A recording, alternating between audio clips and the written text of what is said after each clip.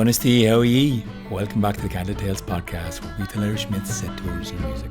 My name is Aaron. I'm one half of the sibling storytelling duo, and in this episode we continue our series on the Fianna, aka the Fianna Saga, which started in episode 254, and today's story is the story of Magnéis.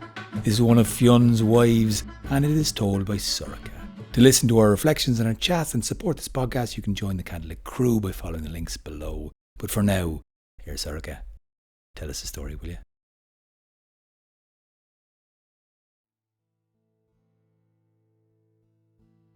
In a loud feasting hall full of warriors and heroes, great bards and poets, great men and women of the Fianna,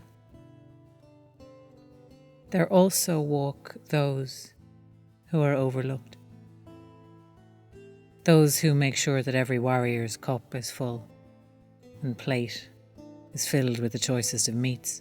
Those who tend the wounds after the hunting and the fighting. Those who dress the deer after the hunt and cook it so that the warriors enjoy it. Those who do not join the adventures but stay behind in the hall and make the hall a place worth returning to. Such a one was Magnéis mac Morna, sister of Gull and Conan Weil. And it was easy to be overlooked with brothers like that. Brothers who were loud and pugnacious. Brothers who drew all the attention to them, all the air in a room. And Magnéis was well used to it, and did not envy them their loud, dangerous lives. She was a creature of comfort and care and caretaking. Small actions. If undone, they caused discomfort. If done, they went unnoticed. And Magnéis was always there. She went where her brothers went, and always next to invisible beside them, behind them. But if not for her, things would have been different. For Magnéis was there, in the hall in Tara, the day that young Fionn McCool strode through the doors, ready to defeat the beast that her brothers had not been able to overcome. And the moment she saw him, with his fair hair and his bright eyes, shining with the wisdom of the other world, Magnéis knew all the way down to her core that she would love this man until the day that she died. It soon became clear to her that Fionn McCool would not return her feelings. Fionn McCool was a man of action and passion, another loud, strong presence that drew all the attention away from even Magnéis' brothers. It was Magnéis, in her quiet way, who persuaded her brother Gull that he should kneel to Fionn McCool, close the rift between Clan Baiscne and Clan Morna, knit the two halves of the Fianna back together. Gull was reluctant and Gull was fuming, but Magnéis took him aside and said, "Brother, he's done what you couldn't do. Do you really want to set yourself against a man like that, when there's no need to?" And when she put it like that, Gull found it hard to argue.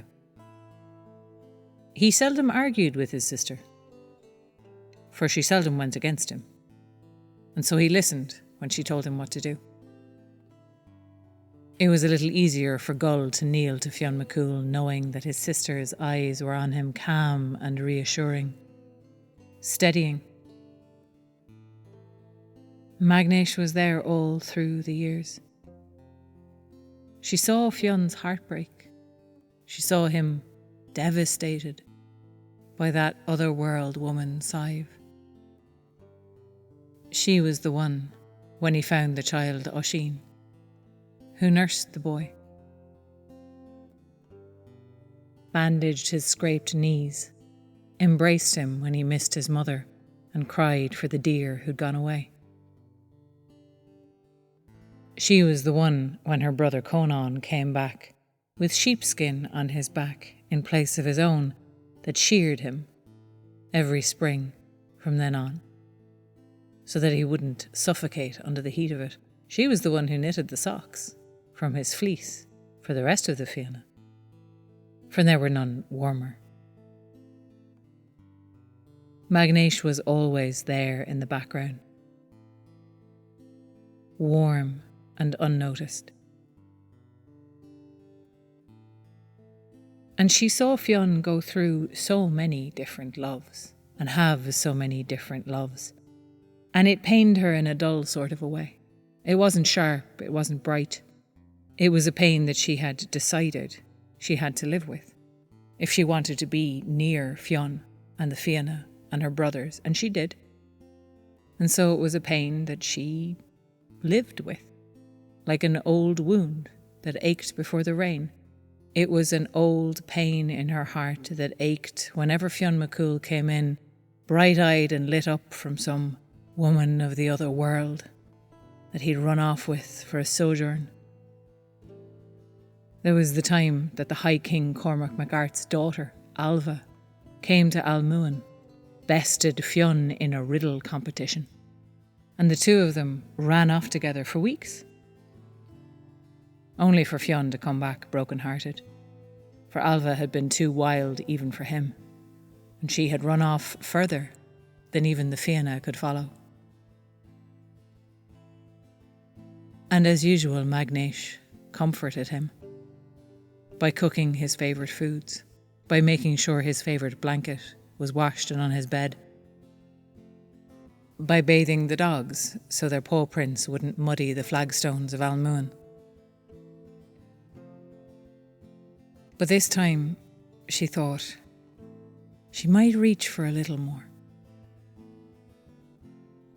Fionn's romances, Fionn's love affairs, well, they weren't without consequence. Everyone in the Fianna felt the mood of their leader when it shifted.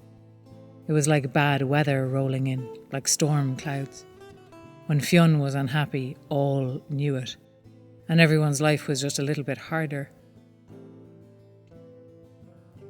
And Magnéis thought, Fionn might never love her the way that she loved him, but he might be persuaded to settle. For the sake of settling down, for the sake of leaving behind some of those wild, tumultuous ways, for the sake of the Fianna.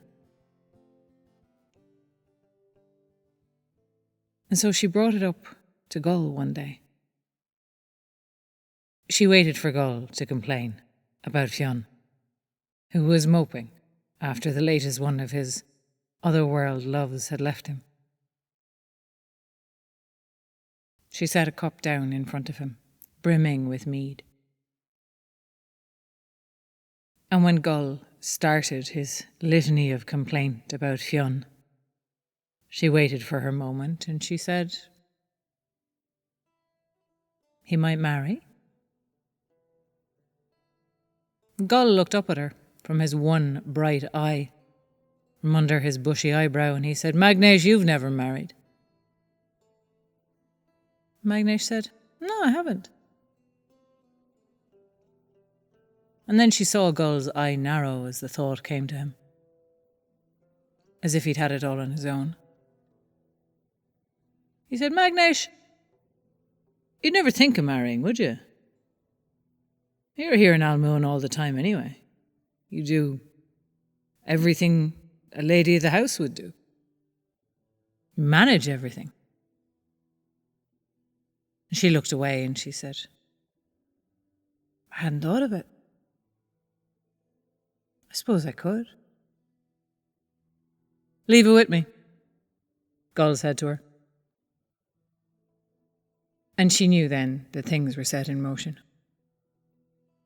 He would speak to Fionn, and Fionn would listen to Gull. And perhaps things would change. Not a great change, not a dramatic change, but enough of a change. And sure enough, not long after that, Fionn McCool himself came to speak to her. he looked at her when he spoke to her. Not that he hadn't looked at her before, but now he looked more closely. A considering kind of look, a weighing kind of look. And she knew that he'd been talking to Gull about her. Magnéis knew she was not a great beauty, not one to compete with the women of the other world, with the king's daughters that Fionn McCool usually spent his time with. But she knew her worth, and so she didn't shrink under his regard. Fianna asked her questions like, was she content at Almoon? Did she like it here? Were people kind to her?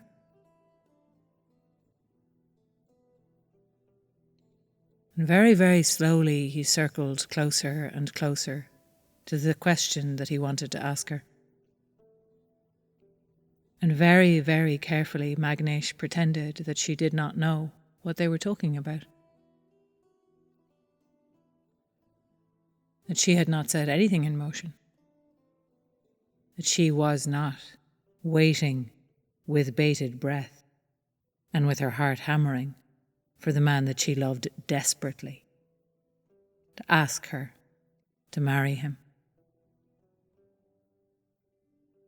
And when he did finally ask, she confined herself to a small, warm smile. "I will marry you, Fionn McCool," she said. "I will."